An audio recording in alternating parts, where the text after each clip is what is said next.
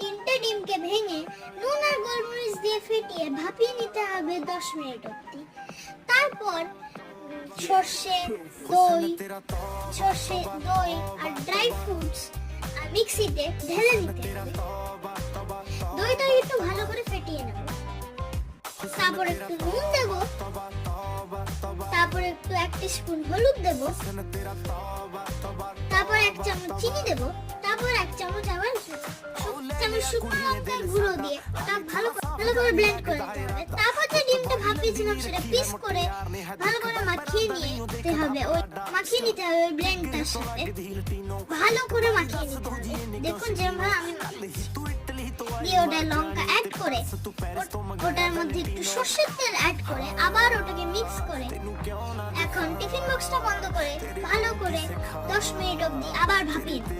তো আমাদের ডেলিশিয়াস ডিম ভাপা রেডি।